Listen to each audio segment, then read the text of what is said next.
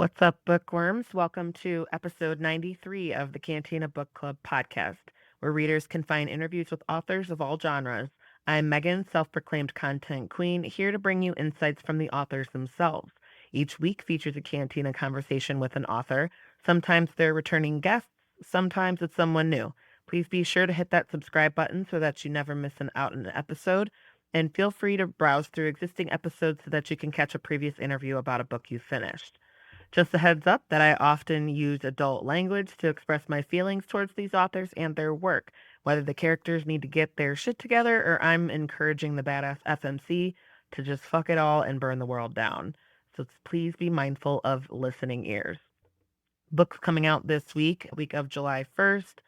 Bound by Stars by E.L. Starling and Party of Liars by Kelsey Cox. Both of these are on my reading list for this month, so keep an eye out for a book review on those two.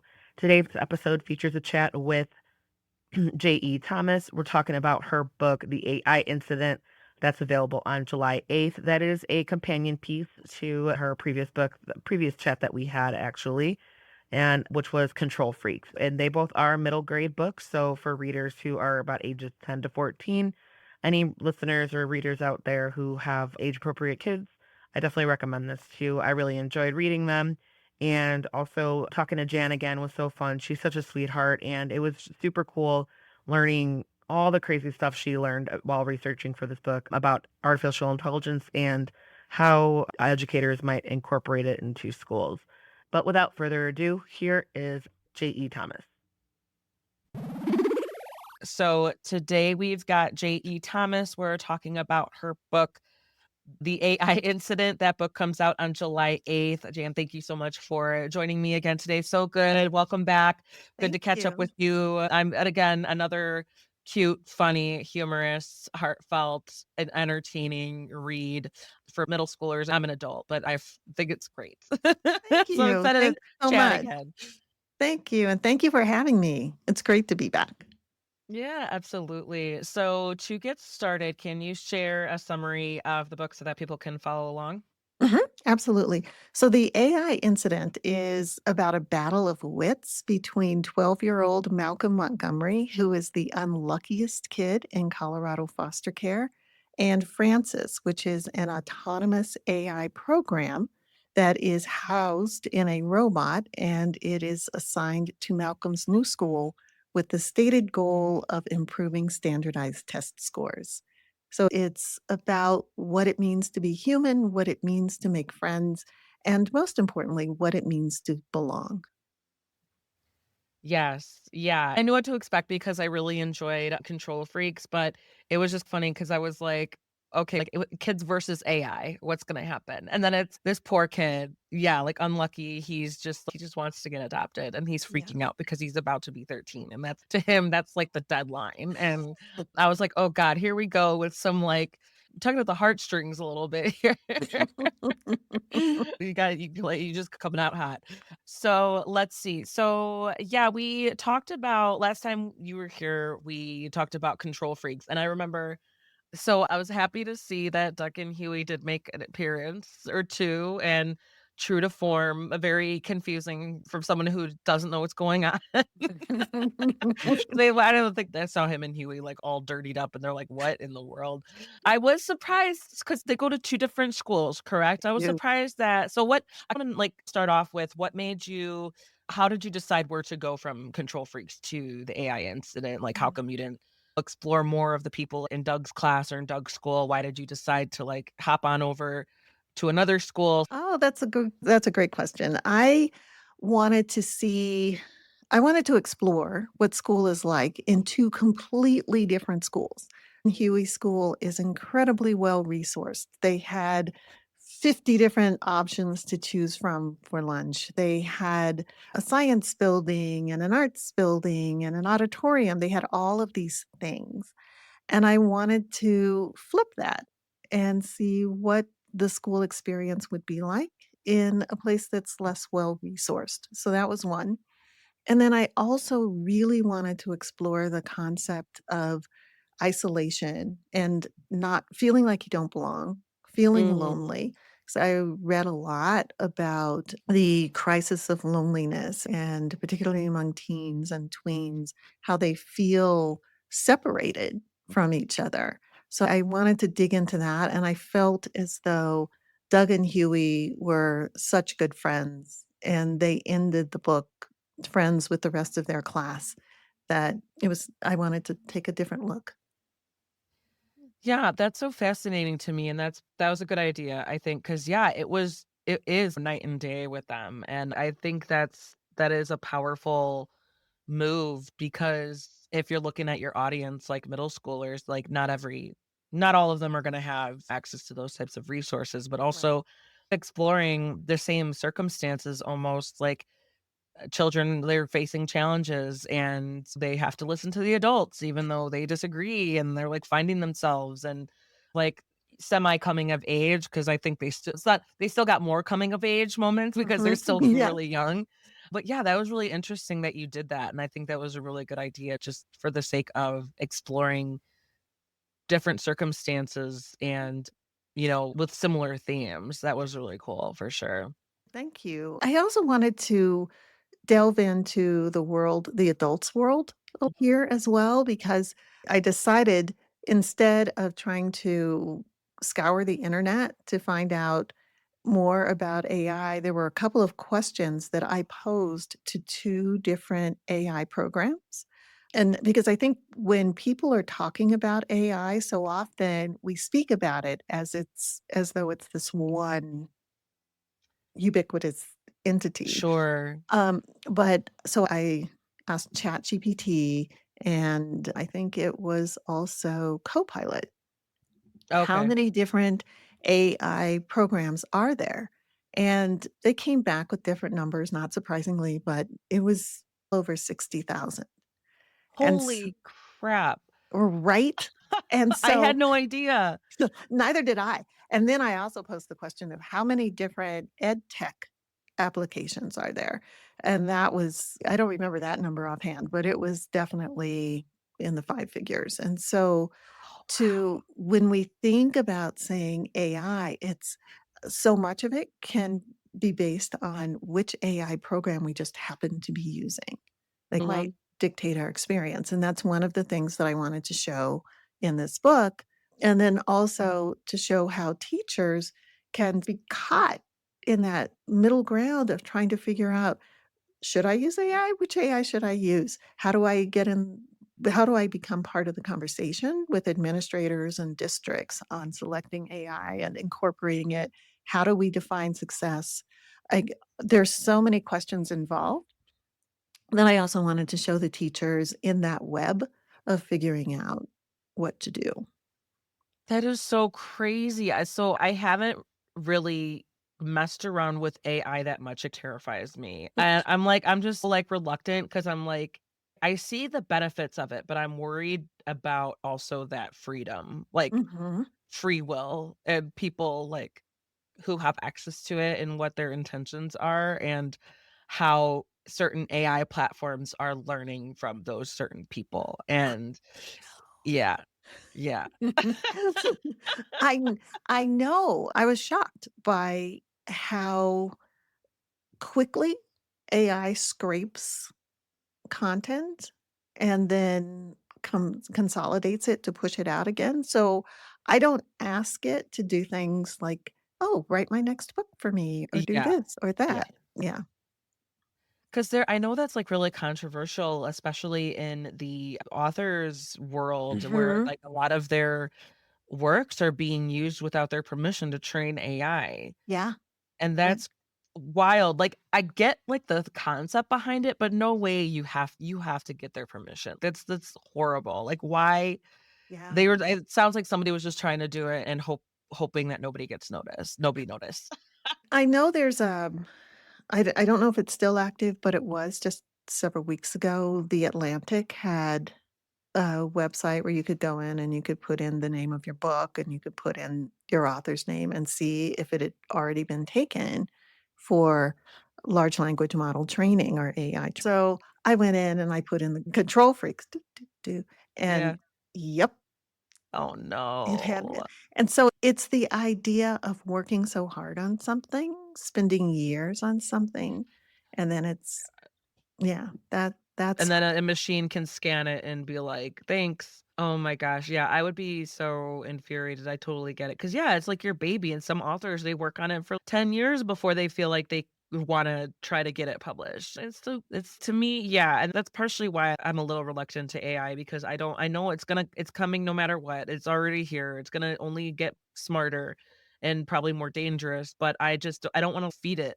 I don't wanna be part of the equation, part of the, like, the feed, the data, the numbers of Mhm, whatever they're gonna scan through, even though I'm sure I'm already there. And then also, because I definitely see the benefits of ChatGPT just for the or AI just to do good. It's you hear about, oh, how AI can there's certain AIs that can diagnose I think one was, like, it could diagnose women's breast cancer, like, 5 years earlier than the mhm, average doctor can. And I'm like, "Yes, stuff like that, medically I could definitely see those types of benefits or even just like projections and things like that. Like mhm, it totally but stuff like yeah, where it's like me as like a marketer, I know that it can complement some of my skills, but then it's like my a lot of what I do is like writing mhm, and designing.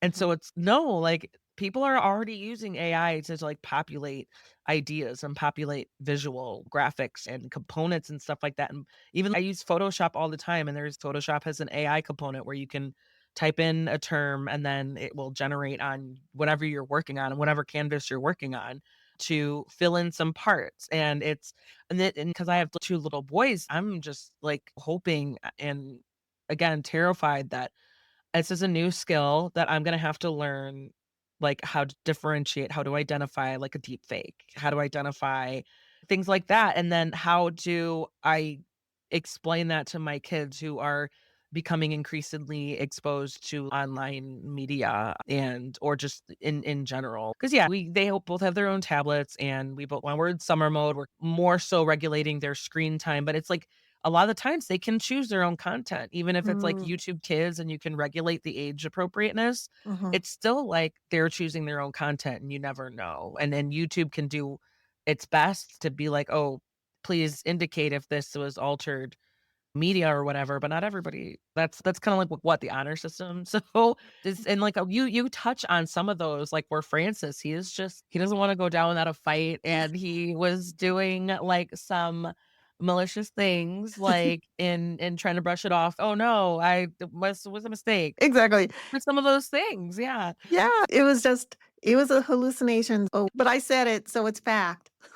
Yeah, I can't be wrong. What are you talking about? And it's just poor and then obviously we'll try to be spoiler free, but it was like poor Malcolm again with his like lack of luck or he only had bad luck and he was just like, "Why is Francis out to get me now?" Yeah. And that was one of the things I also wanted to put in. I didn't want to say in the book, AI is bad or AI is good. I think that's something that readers need to make decisions on for themselves. But what I did want to do is not to um, make Francis, the AI, the autonomous AI, a cozy semi-human. Was just this is a machine, Yeah. and it can say The joy and anxiety and glee. trepidation. Like he would Yeah. just blurt out and they're Yeah. like, "What are you talking about?" He's like, "Oh, I'm just saying this like like whatever this collective what you guys call these emotions, like Mm, what these things like these I forget what it was, but he was like it was based on calculations and that's how he was identifying the emotion. exactly. The kids were Exactly. so confused. Yeah, it's like mathematically, I should be joyful, so Yeah. joy. Yeah.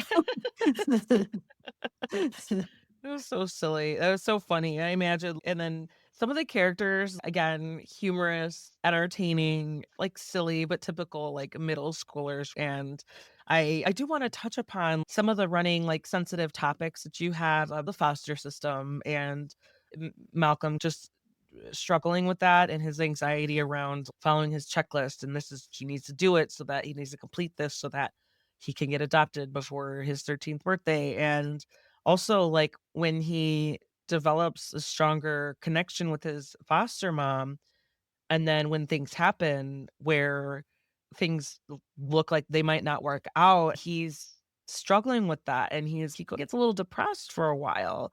And so I want to explore like how you navigated those and how you integrated that into the storyline and any additional research that you had to do, maybe that was different than Control Freak, stuff like that. Yeah.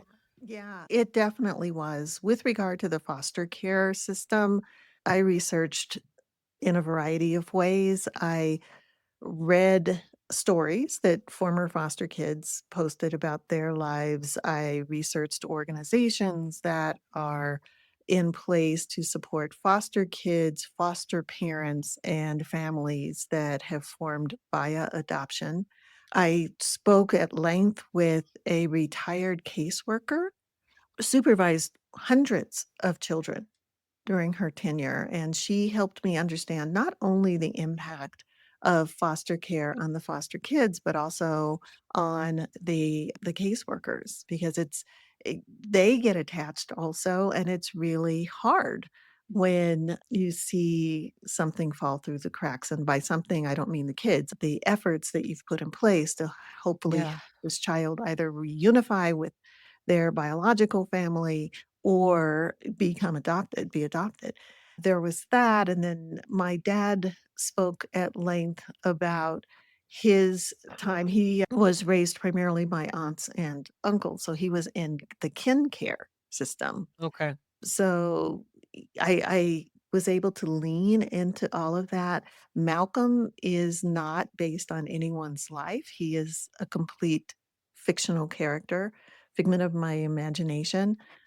But nonetheless, all of that research helped inform who he was, and then a little bit as well on the impact of social media and the push to be perfect, online. You present your Mhm. best either through filters or whatever. So there's so much internalizing of if something doesn't go my way, it's because of me. It's always because of me, and if I could just be if we look at a lot of what social media says, if I could be taller, if I could be prettier, if I could be this, if I could be that, then I would be fine. I would get all of this, and so I had Malcolm just create that checklist of, if I can do all of these things, then I will, I'm making quote marks, "earn a family."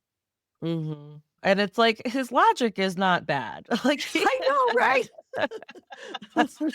like some of the things on his checklist, I was like, "Okay." It's just because, yeah, he didn't like exactly like you said, it's internalized. He didn't learn how to, like, forgive himself yet. If he's Right. not perfect, if he's not funny, if he's not making friends, if he's not doing this or that, the other that's on his list, like, he didn't see failure as an option because failure meant, like, he was gonna go to his 10th, 11th, or 12th, like, foster home Right. until he was, 18, and it was like and I know he's a fictional character, but he still like, seemed like a mentally, at least for the most part, stable considering he had to bounce around so much, and Yeah. he got disappointed a handful of times when he had to Mhm. switch or, like, with, because I remember when it was, like, sad when he was in his, like, just describing, because it's third person point of view, but when he like, the narrator is describing his experiences, like, catching the reader up, and Mhm. it was just, like, he wasn't angry, or he wasn't necessarily acting like a victim, he was just, like, accepting, and he was, like, understandably had a pessimistic view out of his situation, and I just felt for him. I was like, but then I love it because then you see, like, Miss Betty, their relationship was hilarious to me. I would just like to put 2, like, awkward, like, people together who don't really know how to interact with each other, and I loved it. It was so funny. Oh, good. I'm glad. I'm glad. And it's weird how when you're lonely, you might not use that word. You might not say, "I'm lonely," but it changes the way you walk through the world. It changes how you walk, how you stand, how you speak, how you breathe. And poor Mrs. Betty she was really lonely, but she didn't have the Yeah. words for it. Yeah. It's so true. Yeah, because 'cause you're absolutely right. Because yeah, maybe loneliness, we think, "Oh, we're by ourselves," but that's not always it. It's like lonely, you feel like you don't connect to people, you don't have any, like, a support system, and you don't, like, it's not necessarily like lack of interaction. You could have your own little network as Yeah. she does. She has Malcolm essentially like there in her house. But she just yeah, like she felt like she didn't really it wasn't there. She felt Right. detached, I could see. And she was just trying to plug away, but I don't know. I thought she was a great foster mom even as what's the word I'm looking for? She wasn't like anxious. It wasn't like anxiety. It was she was hesitant and there's Yes. some self-doubt because she was Yes. like second guessing herself. I could tell even though it's not I think there was only maybe only a couple instances that were adult point of views, which I thought that was interesting because in your previous book in the Control Freaks, you had a couple more of point of views from the administrators, like teachers and the Mhm. parents a little bit Mhm. more. Was it mostly because I want to explore like how did you approach these two completely different? I know you did, but like even like the format and the writing style, because you did include letters or emails and stuff like that, like you did between the two. But yeah, was it? I kind of want to explore like why you chose to feature Malcolm's day in the life more so than I would say he definitely got more page time comparatively, the ratio versus Control Freaks were Doug and Huey, they were sharing it for a little bit, and then we see other people's point of view as well. That's really good. I wanted to delve into just I use this word a lot, and there's probably a better word, but the messiness of Mm, making friends. And because of that, I thought the third person point of view would be more effective than alternating between Malcolm and Tank, who is his own kind of lonely. And they're so him and his twin, they're so funny. Him and Jade. yeah, it's you made my birthmark look like a little footprint. It's you. Yeah. It's your fault.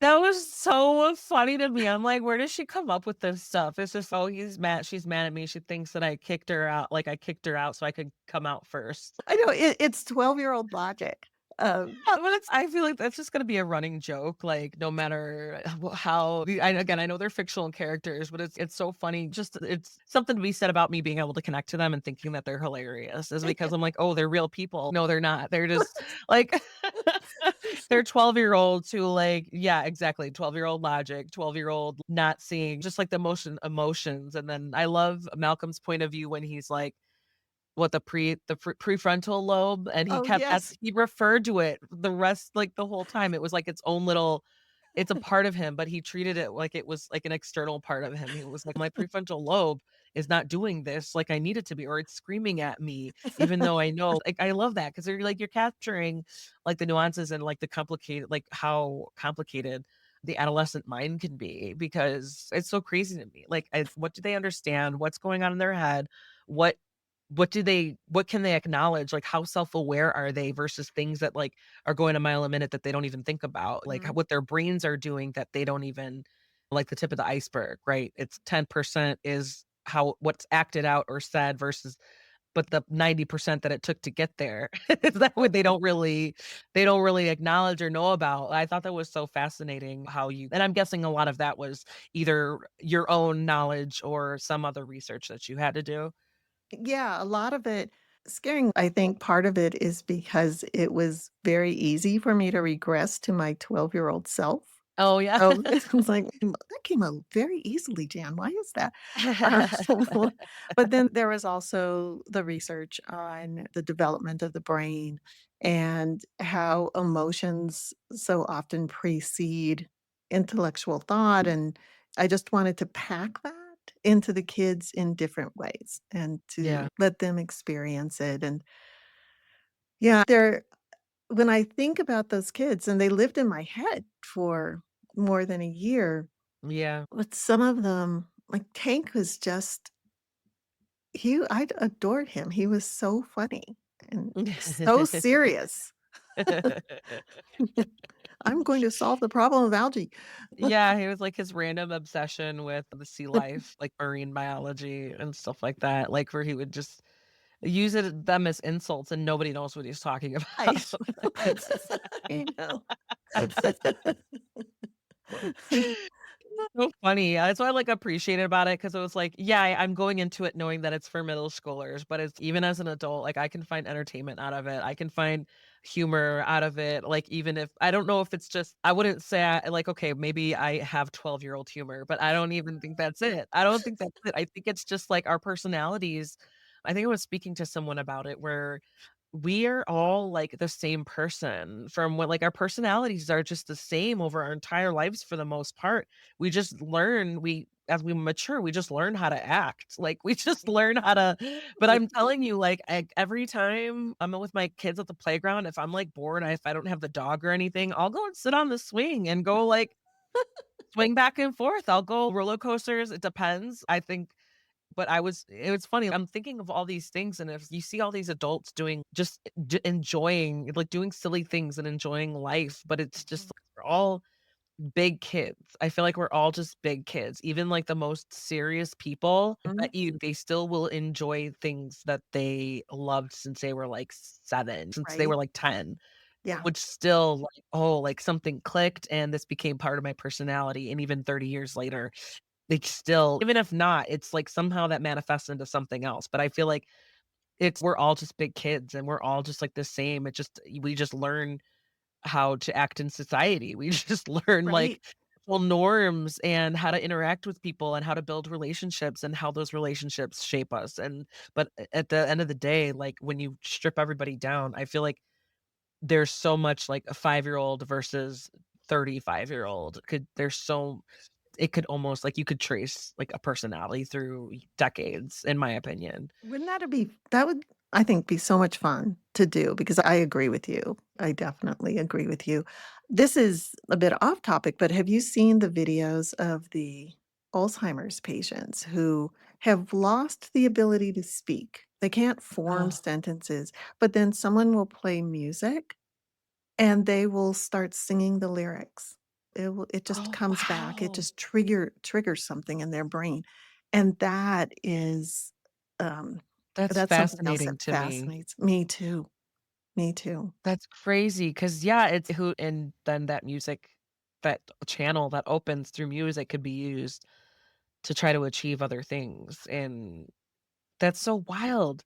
Yeah. That's crazy, but for some reason, I'm not surprised. I'm like, music Mhm. is crazy. Our brain's response to music, it's so crazy to me. Same with smell. Well, Yes. like, Yes. smell, I think isn't that the strongest tie to, I like, think so, yeah. memory or, like, emotions? Like, like, same, if I smelled my ex-boyfriend's distinct cologne, distinct scent, I feel like I could like, "Whoa, what time period am I in? What" I'd be like, "Am I a 20-year-old in college again? Because I swear I smell that cologne," or whatever, or versus or same with newborns, how newborns smell. There's that Mm. always that biologically, like, what that does to us, but it's Mhm. just some people, like, love it. They, like, love that newborn smell, and it's so stuff like that, it's funny and it's crazy to me, but you're absolutely right, and that is so fascinating that if with Alzheimer's patients, because I very luckily, I have very little familiarity with it. I don't have any direct experience with it, but that's amazing. I imagine it could also be really tricky to study too, but that's I felt like what a gift. Like Mm. what a to learn that, to discover Mhm. that. That's Right. wild. Yeah. That's Yeah. wild. What were the most challenging parts to write? What were the most enjoyable parts to write? That's those are good questions. I think the answer might actually be the same, but there are, and it's, I'm trying to figure out how do I say this without spoiling anything, but there are parts where Malcolm thinks of his parents, whom he never met, and getting into that emotion was that was hard, I think, and putting that on the page, just experiencing it myself and then putting it on the page, that was Mm. hard. And then there were parts that some of them I just loved, like Daisy Kwan, I just loved her. Yeah. She was such a random gem. Yes, yes, and I loved writing about the coaches because they were trying so hard, but, Yeah. um, they were so goofy. I really liked that. Um, so yeah, I think writing the humor was a lot of fun, and then making myself take the time to experience Malcolm's emotions. That was probably the hardest part because part of my instinct was, well, write it faster, have it be shorter, just write faster so we skip over some of those more difficult parts. But I thought it was important to do. Yeah, yeah. Well, that's absolutely right. It's like you wanna be it's even though there is discomfort there, you wanna be authentic and you wanna treat it with respect and sensitivity and kind of I think that just helps you understand it better and yeah, the effect that it has on you, and so you Mhm. just understand it better to put that on the page. Because yeah, I was like I felt for him, he was again, like, he's, like, unluckiest kid, and he had some cards stacked against him, and when you're that age, it's he was at the point where he knows there's not really a lot he can do about it. Like, Right. they seemed like with the foster care system and with this case studies, I like, it did seem like they took his personality, they took his needs and wants into consideration for sure, but there were still, like, the system. They Mm. still had to cross the T's, dot the I's, they still had to do their due diligence, and obviously they're adults, but at the same time, he was like I felt for him because he's, "You guys, like, why isn't it up to me? What if I tell you?" Like, I and it's he's, "This is what I want," and then he's even telling them, he's, "I don't feel that way anymore," and then Yeah. it's just it's so sad. I'm like, "Buddy, oh gosh, I'm rooting for you." Just I know. You it's so just wanted to give him a hug sometimes. Yeah. I know, I was like, "I'll adopt you, but I don't know how that's gonna" Nope. That's it. Him and Miss Betty forever. Yeah. But yeah, I know because it does. There are certain. I think because my husband and I we have two kids, and I don't think we ever really considered adoption because we were fortunate we were able to conceive. But I don't. I've known a couple of family members who were like adopted or like taken into guardianship, and it is tricky. It is like super tricky, and there's a whole system out there. But I just feel like there was a couple different I think it was like Instant Family or something. It's with Mark Wahlberg and I think Rose Byrne, Yeah. and they're like they're becoming a foster family, and they decide to take on they were looking for a younger one, but then they realize it has this little child had 2 siblings. One of them's like a 15 or 16-year-old in high school. They decided to just keep them all together and foster all of them, and then it's very humorous, but towards the end, spoiler alert, when they're trying to make it official. It gets I loved I finished the movie, like, uh, feeling things I didn't expect to feel. Like, I got a Mhm. little emotional Mhm. watching, like, the just how that all turned out for everyone and just, like, the joy and the happiness and the relief and the excitement. Like, it's a happy moment. It's a happy Mhm. moment, and then I'm thinking about these judges who I imagine they go through so much BS, like, all the time, and then those are the cases that Yeah. they that get them excited, that Yeah. they love to see. Okay, "Oh, what are we here for? To make things official? Oh, yes, okay." Yeah. Would that feel good? That would be yeah, that would really be make you Yeah, feel good, I think. I know, and I just because I yeah, again, it's luckily I don't have any experience with it, but I feel for kids who, like even, like, with the little details of he had a trash bag, and that's so common, right? Yes. That Yes. was his bag, Yeah. Yeah. and I think I heard, like, a celebrity talking about it where she was in the foster care system and now one of her initiatives, she tries to provide she'd like started a program to provide suitcases for foster kids so that because she was like, that's like the bottom of the barrel feeling is you don't even have a bag for all your things when you're traveling amongst different households and you just got a trash bag. Like Yeah. how does that make you how would that make a child feel? Like they're just carrying their stuff around in a trash bag, and, like, stuff to me, it's like even something as simple as that, that you think, like, such a small symbol, but it's huge. I would say it's such just seems like a small thing, but it's a huge, like, symbol that it's so much more meaningful than just a bag to carry your stuff in. It's a representation of, like, how they're being I imagine it's almost, like, comparable to, like, just ping pong balls and, like, they're Mhm. just back and forth or even, like, a pinball machine, like, they're just bouncing and someone's trying to keep them afloat, and they don't have a whole lot of say or power. I should say they have say, but they don't have a whole lot of power. Power. Yeah. Exactly. And I think with Malcolm, he tried to rationalize it, so he called it his suitcase trash bag, and at least he got the word in there, but that was it. And that's yeah, Yeah. I learned a lot about that in talking with the retired caseworker of how Yeah. that's very real. Yeah. And it can Yeah. happen, the transition from one place to another can happen so quickly. That's you have neither the time nor the apparatus to carry your things with any sort of dignity. It's you shove it in a trash bag and off you go. Oh, I know. I'm like, this just makes me realize like I've had the luxury of having a stable home and parents who were together and alive still. But I can't imagine like that stress on a child having to like pick and choose what items mean that much to you that you want to hold on to. Mhm. I imagine what besides clothes or knickknacks or journals or stuffed animals or because I'm just like, I don't know. I don't, for me, I'm like too much there's just a lot of stuff. Like I kinda get anxiety, like if there's too much stuff. And like with my kids, I'm like, they just bring I feel bad saying it, but they come crap from school all the time. Not their crafts necessarily, but like my 7-year-old, he's got like his work, his schoolwork and stuff that he like and I've got like piles of it on our kitchen table that I need to go through because like summer just started.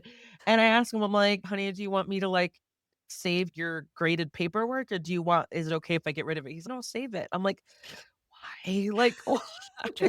But it's yeah, it just reminds me of, like, the whole like, the 180 of it, like, the different worlds of it where, Mhm. yeah, a child in foster care isn't school, again, may or may not be his haven, may or may not be something that he wants to keep with him, or he doesn't get sentimental about his schoolwork, but that he's more concerned about because that's just more stuff he has to carry, or that's more stuff that he has to keep track of, and that's it's just yeah, it's an eye opener for sure.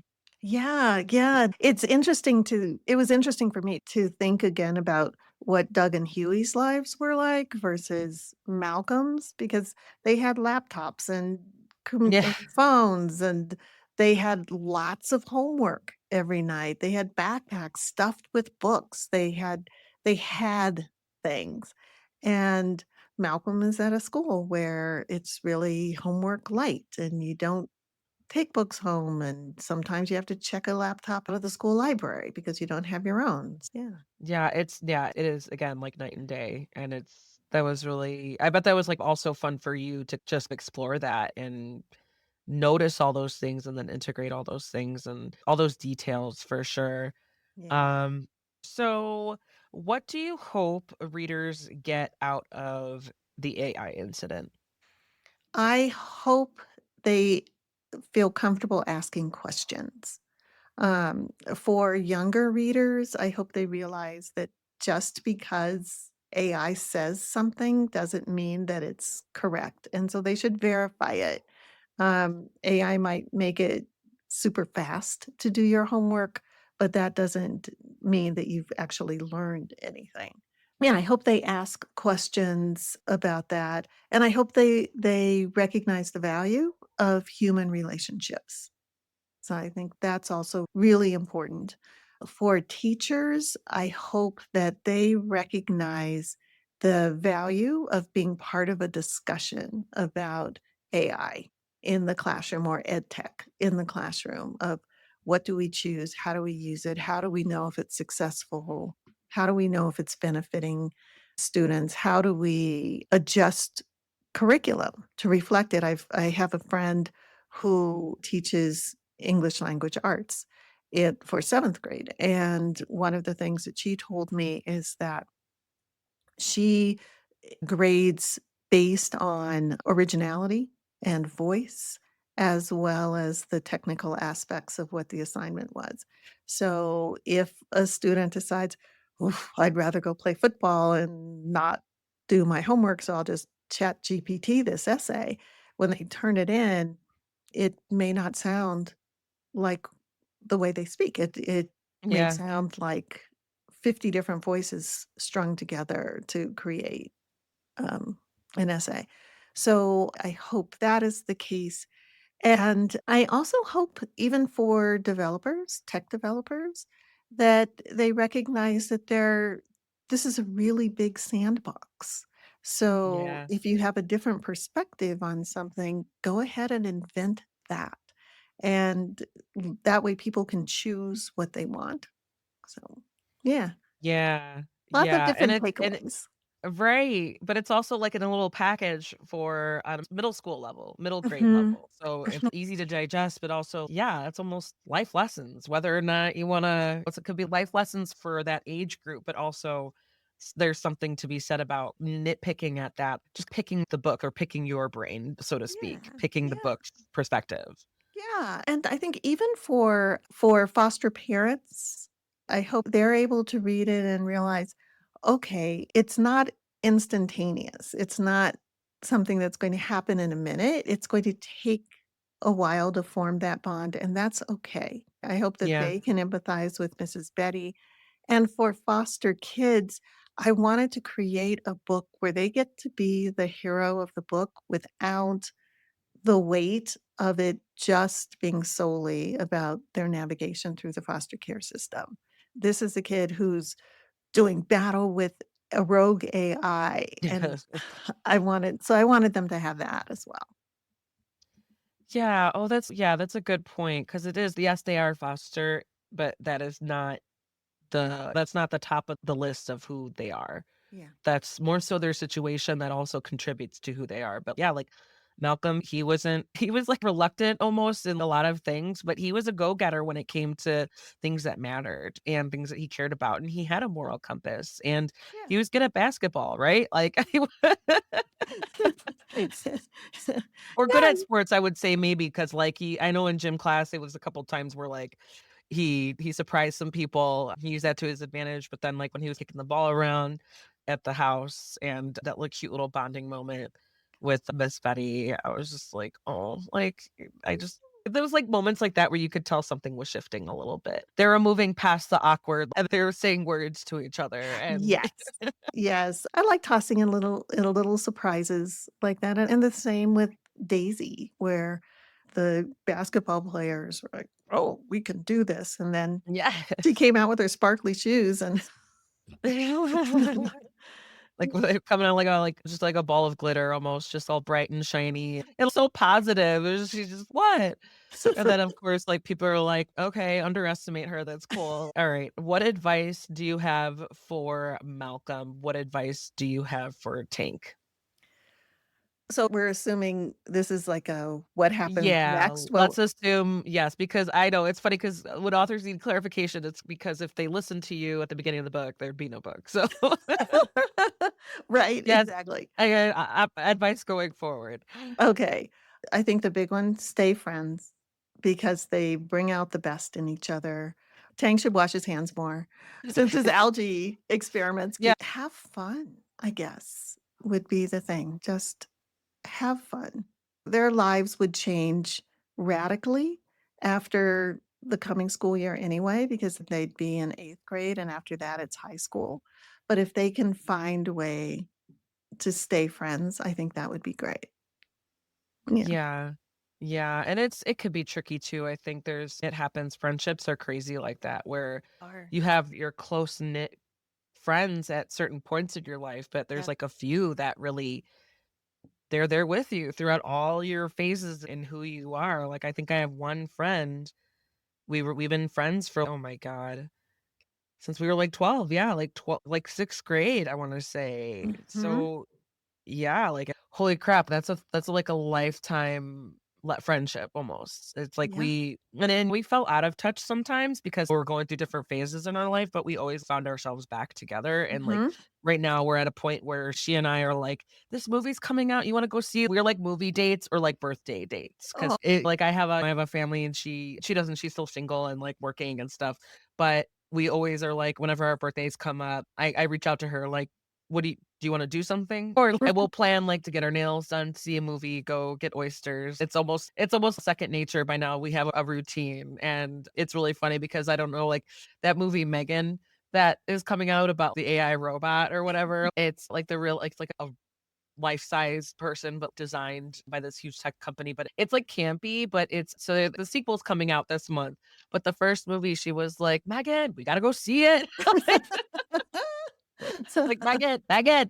Like And it was funny because it's like campy, but it's like kind of horror theme, but it's like you can't you could take it just seriously enough Mhm. to like where it's yeah, there's it's gory and there's but it's really entertaining. So I don't know what kind of genres like or film or TV entertainment that you're into, but if that's a funny way to explore an entertaining way to explore AI because it's just this program where her objective is to protect the little girl, protect Katie. Oh. And so if she's getting bothered by a dog, like if the neighbor dog bit her, or if she's getting bullied, like physically bullied by another kid, Megan is like, "Absolutely not," and she takes care of the problem, but because she's technology, she doesn't have any value really for human life or in the second so I've only seen the trailers for the second movie, and it's basically they have to trust her again because there's a bigger problem out now, Mm. and it's funny to see "You took away my body because of this," and they're like, "No,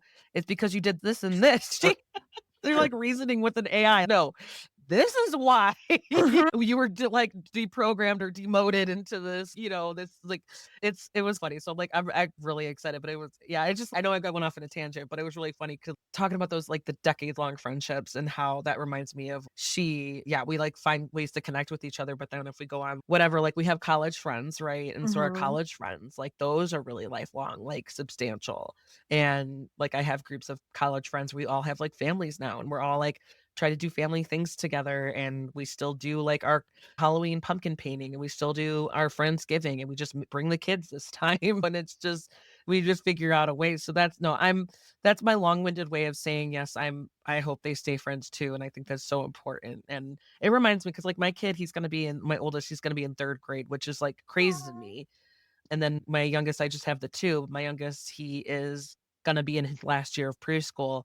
But yeah, it's just I wonder like the kind of friendships that they're developing now, like if that's what's gonna stick and who's Yeah. gonna be available and Yeah. who because they're at that age where it's like up to us, the parents, Mhm. to help facilitate that friendship too. If they want to have play dates, it's up to us to figure it out, stuff like that. But yeah, it's absolutely friendships. I agree. They're so important, like at almost every stage of life, like even as an adult.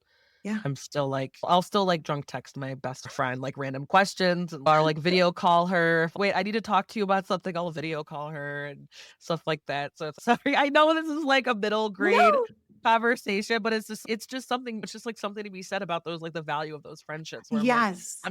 I'm thinking about her when I'm like whatever I'm feeling. And Er, I'm still like that. Those are my comfort people, and yeah. those are like the people I turn to. And even if it's just like a stupid question, like how much like what do you guys do for your end of the year teacher gifts? Like that where I was like, I don't know what to do. Like what do you, you know like But I think that is so true, and that's one of the other aspects of the book too, of you can plug in to an AI and say, "Be my friend," and it says, "Okay." But is that the friendship you want when Yeah. you are feeling low?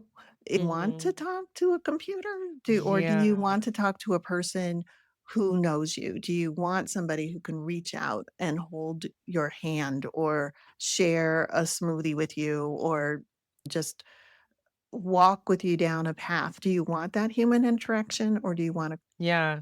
influence? And I don't know if there's even an argument to say sometimes you want a computer interaction. I don't know. Like when it comes to like emotions or just how you talking about your thoughts and feelings, it's like talking to another human being is you can't beat it.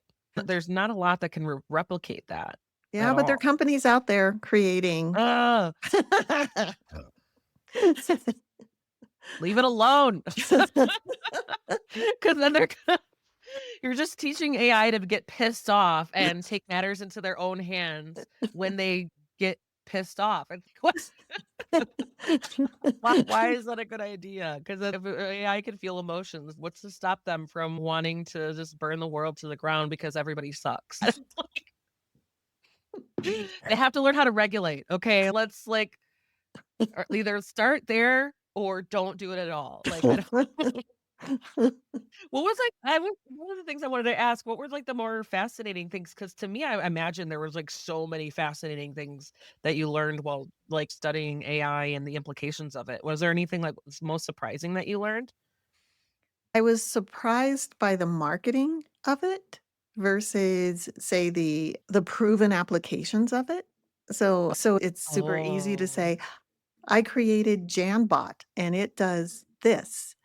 Where and I can market it and promise it, but that doesn't necessarily mean that it's going to do what I said it would do. So I just Oh. it's just the huge amount of marketing on AI that's out there, the many promises that are being made about what AI can do. I think I found that fascinating. I was surprised by, I guess I shouldn't have been, but the push to make applications that look and sound more human. I Mm, found that fascinating as well, of instead of a robotic voice, have a yeah. voice that has inflection, have a voice that can mimic someone. I found that fascinating also. And then I one of the things that I really enjoyed is having conversations with kids because kids were really depending on which kids I talked to, some were You're- like, "I never want an AI friend. Who's friends with an AI?"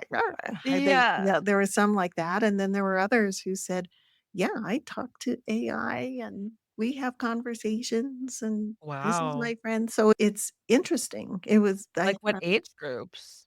middle school, elementary school, Okay. and then Okay. some teens as well. Okay. Yeah, because I'm thinking so I'm looking at with your 2 books, like, my oldest, he's approaching the age where that reading material might be appropriate, so I think Mhm. it'd be fun to, like if he was 'cause right now he's, like, into the Dog Man books, which Yeah. I don't that's fine, I don't like the origin story is messed up, but it's okay. But I was like, whatever you what if you're reading, I'm that's the point. Yeah, I can't imagine, like, that didn't even cross my mind that children would be interacting with AI. Yeah, yeah, yeah. And That's crazy.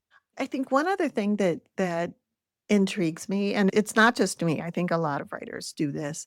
We make up something, and then in the time period between when we finish the manuscript and it goes through editing and it's available on the shelves, whatever we made up is it's out. It's Mm, reality. It's with Control Freaks, Doug made Doug app, which would scan the internet, yeah, write papers, and it came back not sounding like right. his stepbrother TW, but it was fast. So, and by the time that book came out, there were a lot of discussions about ChatGPT and kids using it to write papers, and the papers sounded Yeah. hollow. And I thought that was really interesting.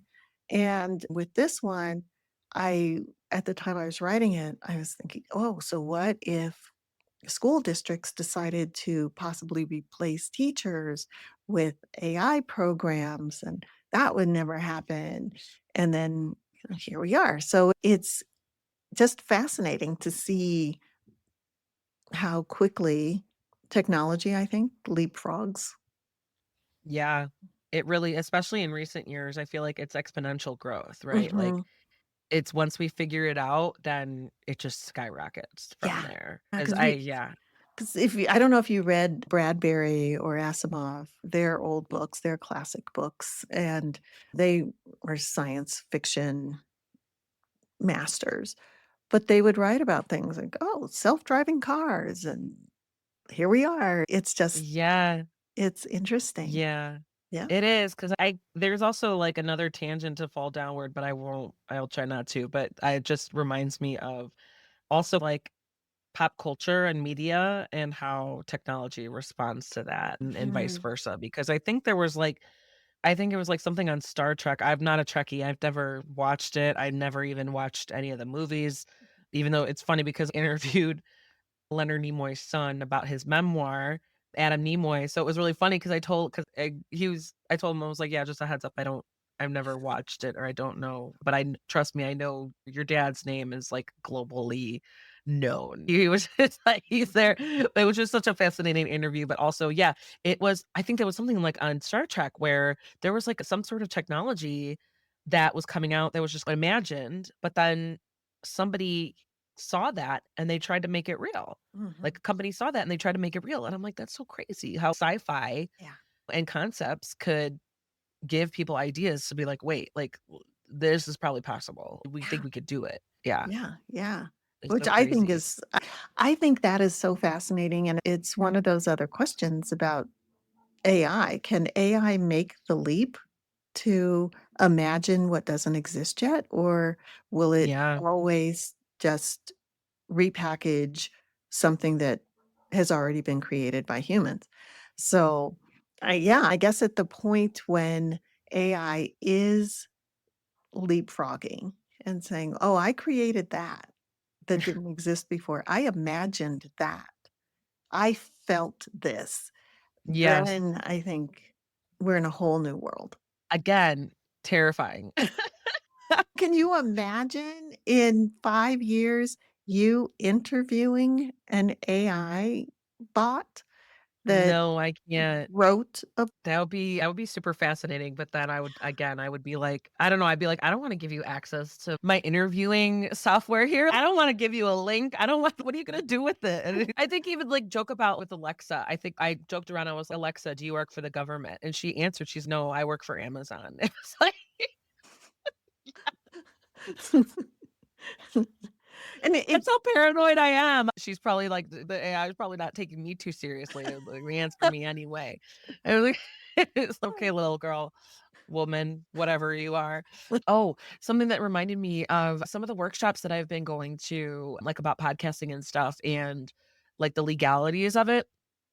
One was like, can you copyright if you used AI or something? Can you still copyright like your content or something like that? Is it legally protected?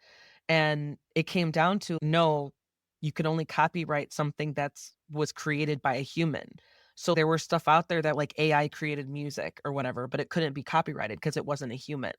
Even if it was like a human who created the AI, nothing that anything that's created by AI cannot be owned or Mhm. copyrighted or trademarked or anything like that because it doesn't belong to a human, which I thought was crazy, also makes sense, but also that's a loophole for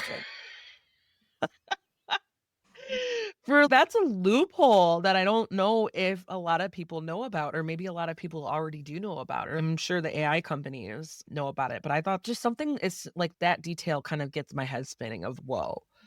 Yeah, Like I know what you mean. I was talking with I think they were 7th graders, 7th and 8th graders who were in a writing club, and we got into, as is not surprising, we got into the conversation of AI and whether or not it's practical for them to use AI to write a book because that would take 10 minutes versus possibly 10 years. And so I tossed a question out and I said, "How many of you think it's okay to write with AI or have an AI write your book?" And some hands went up and I said, "Okay, let's say you write a book through AI and it sells amazingly. It's top of all of the charts, and then Netflix comes and they want to make a movie, and then they decide the movie's going to be so great, we're going to make a series, and there are sequels and prequels and all of this, and the eyes were getting huge. Yes, that's what I want. So I said, "Who owns that?"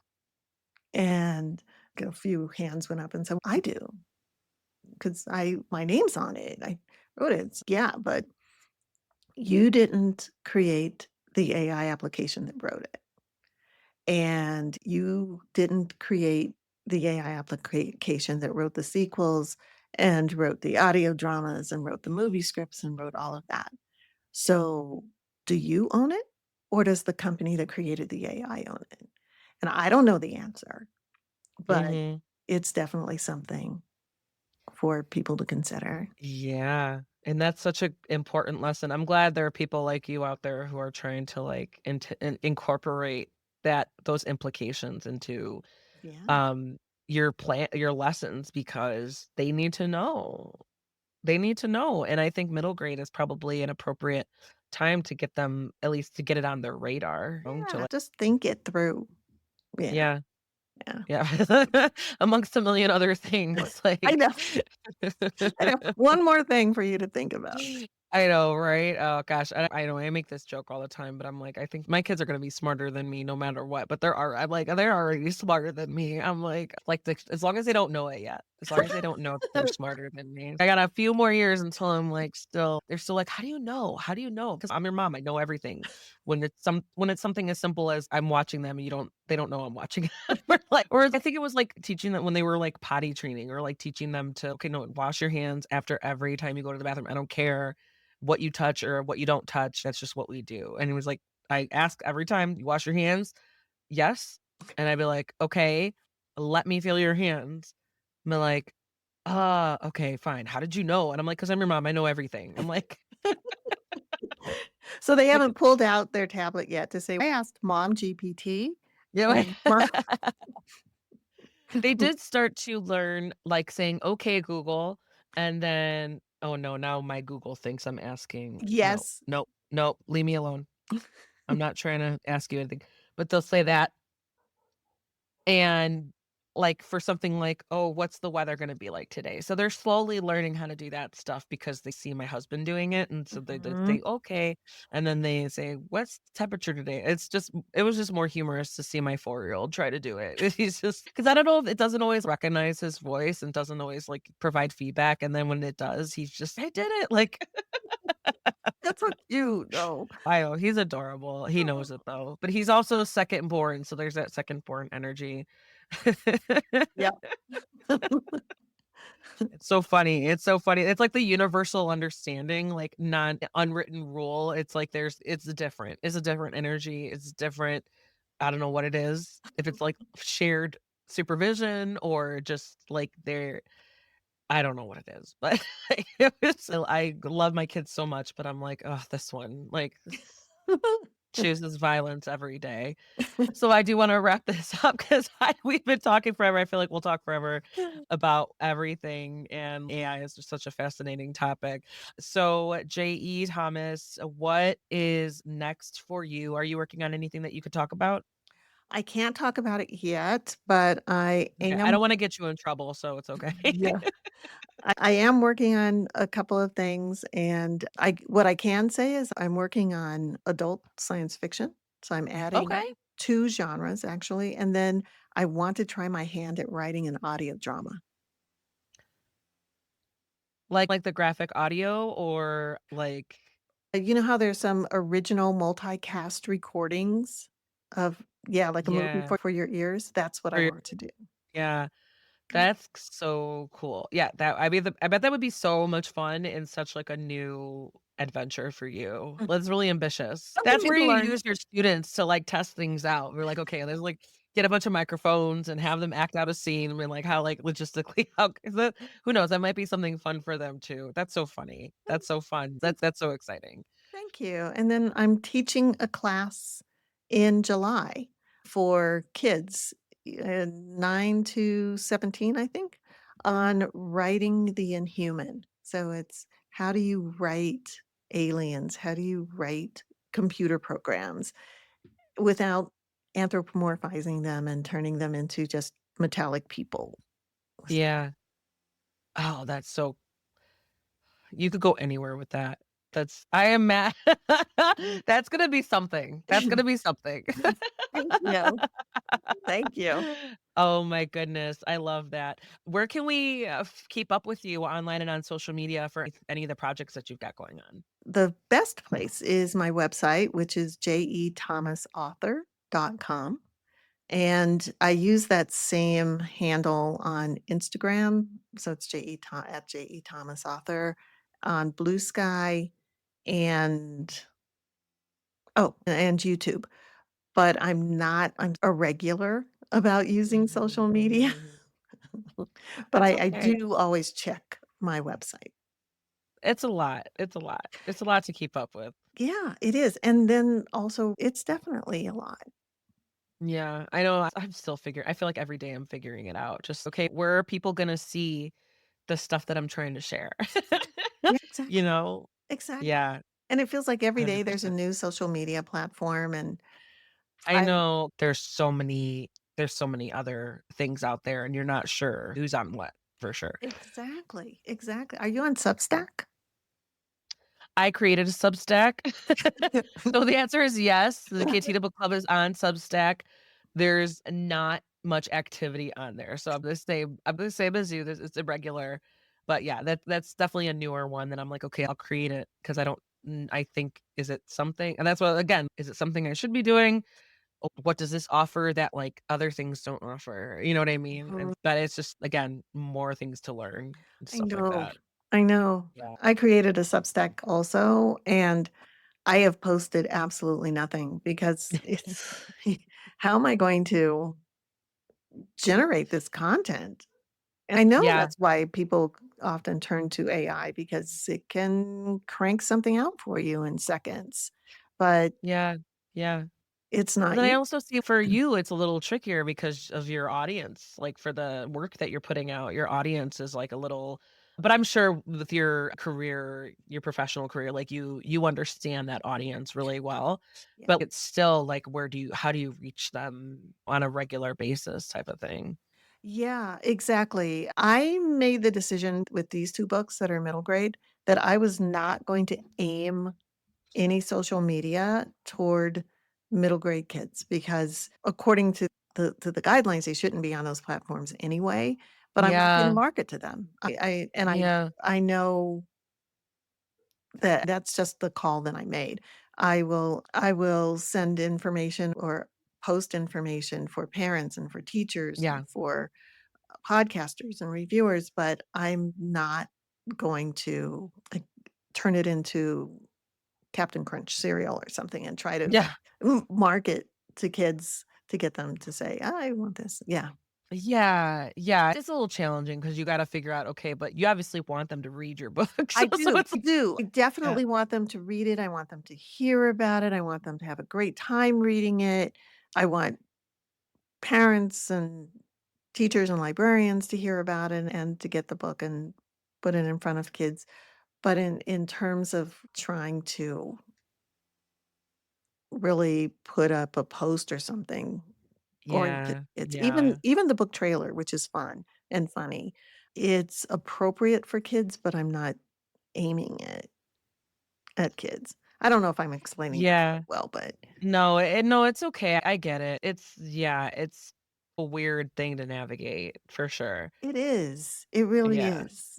It is. yeah, Yeah. definitely. Okay, so J.E. Thomas, The AI Incident, that book is available on July 8th.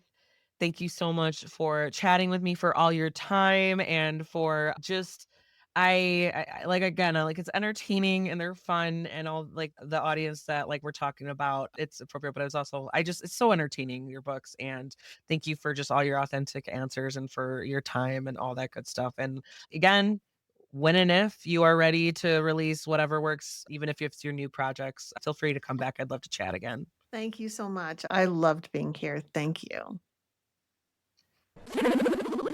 And there you go. That was J.E. Thomas talking about her book, The AI Incident. That book is available on July 8th. Check out the show notes where you can find links where to purchase the book. Check out her other works, such as Control Freaks, and where you can find her online and on social media. Rate, review, subscribe. Find Cantina Book Club wherever you look for new book recommendations or book reviews. You can also check out on cantinabookclub.com. I'm always posting new reviews up there. This year has been really busy for me, and I cover all sorts of genres, so there's plenty for you to check out.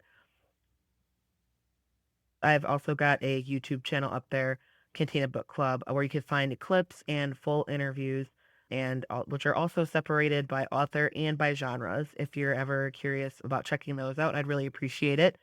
And also hit that subscribe button. If there's one thing you take away from these interviews, please do hop on over to Goodreads and Amazon and give these authors a like, a follow, a rating, and review. It really does help them out. And as always, thank you guys so much for listening.